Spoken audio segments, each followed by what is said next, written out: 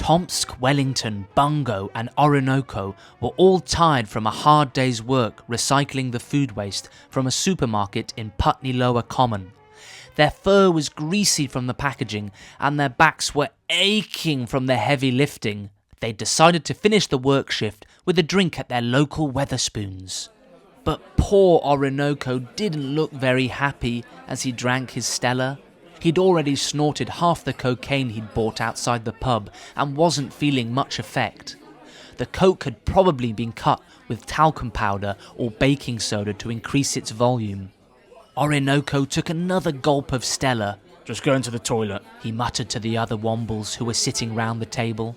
"But Orinoco, you've just been to the toilet," said Wellington, looking concerned at his friend. Orinoco didn't bother replying. He stumbled towards the toilets, his red scarf soaked in beer and singed from cigarette ash. He missed the 70s, he thought as he racked up a line of coke on the toilet cistern. Wimbledon Common had felt more real in the 70s. Everything felt just terrible now. He put his long snout to the powder and snorted it in one. Suddenly the cubicle door burst open and Wellington appeared. "Oh, Orinoco," said Wellington, looking at the Womble with his snout to the white surface. "Think what Miss Adelaide would say." But Orinoco didn't care what their teacher Miss Adelaide would say.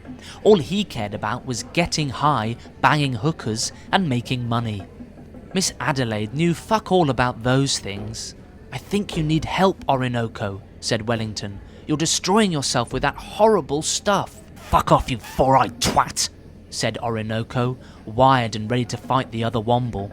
"Say that again and I'll bite your fucking snout off, you cunt," he added for good measure, the second line of coke clearly more potent than the first. "Well, there's no need to be rude," said Wellington, upset by his friend's destructive behaviour. Wellington checked the time.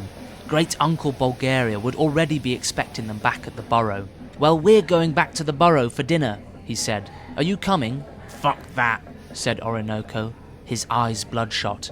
"I'm going partying." Wellington knew there was no stopping Orinoco when he said that. As Wellington left the Wetherspoons' toilet, Orinoco dialed the number of a hooker he'd found on Facebook Marketplace selling massage oils. This would end up being the night he contracted a particularly nasty case of genital herpes. Underground, overground, wombling free, the wombles of Wimbledon.